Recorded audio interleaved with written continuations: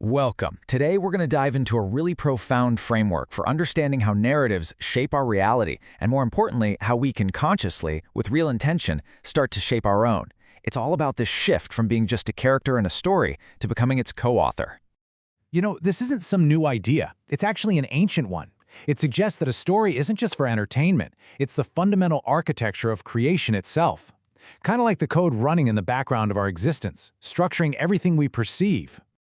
So, this is the central question for us, isn't it? What happens when we take this universal blueprint for creation and apply it directly to our own personal narrative? Let's move from the cosmic to the deeply personal and see what we can uncover. Our exploration really begins with a single, incredibly powerful concept that comes from some of the earliest Kabbalistic texts. It's an idea that's contained within a simple three-letter Hebrew root, SPR. This one root, SPR, is the very foundation of the Book of Formation, which is one of the most ancient mystical texts around. It puts forward this incredible idea that the world itself was created through these three distinct, yet totally interconnected, dimensions of storytelling. So, what are these three core components? How do they actually work? Well, the framework suggests they correspond directly to the intellectual faculties of the soul. It gives us a kind of map of the creative process itself. First, you have the author, or sofer. This is the origin point. Think of it like that flash of insight, that raw, undiluted spark of an idea before it has any form or structure. It's just pure potential, the source from which the entire narrative flows. Now, that initial spark of wisdom needs a container, right? It needs a structure so it can be developed, explored, and understood.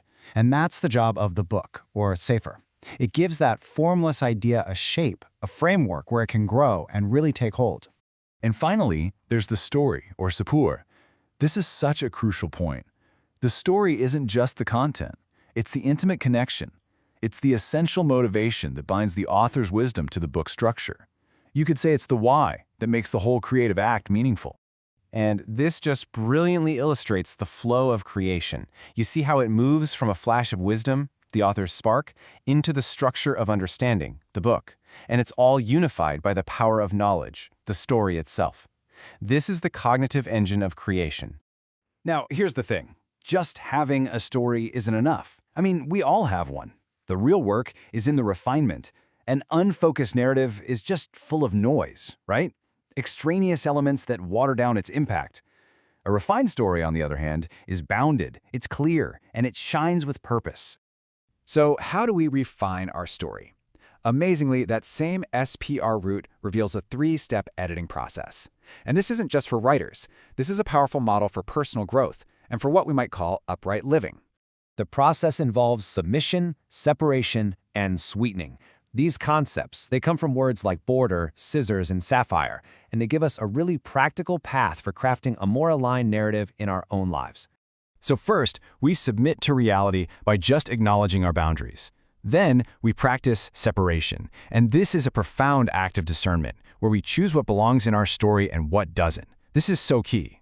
But what really fuels this whole process of change? Well, this brings us to a really remarkable and frankly challenging concept from the sage, the Baal Shem Tov. It's an idea about the very nature of growth and how we ascend to new levels of understanding. When he said this, he wasn't boasting about how smart he was.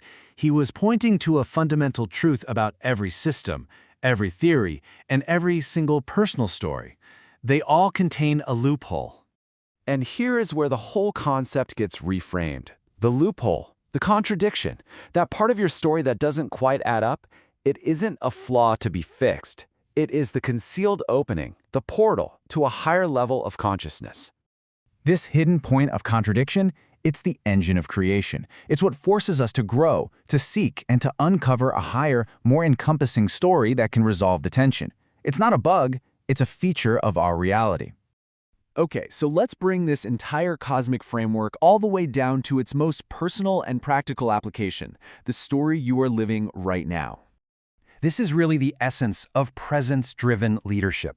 It's the exercise of your internal authority to shift from just running on autopilot to living in alignment. It is choosing responsibility over reactivity, consciously engaging with the creative process of your own life. So take a moment with this question. Don't rush to an answer or try to solve it. The very first step is simply to create the space for becoming aware of it. Where is the tension? Where is the loophole in your current narrative? And here's a micro practice for this week. Just notice one area where you can apply those scissors to your story by separating from something extra. This is the practice of discernment. It could be a small habit, a recurring thought pattern, or a commitment that no longer serves the refined, purposeful story you want to live. What is one thing you can cut away? So I'll leave you with this final thought. How might your story change if you saw its loopholes not as flaws, but as invitations? Invitations to create a more expansive reality. Thank you for joining me on this explainer. The opportunity to consciously refine our narrative is always available. The invitation is always there to look closer at the contradictions and find the opening for what comes next.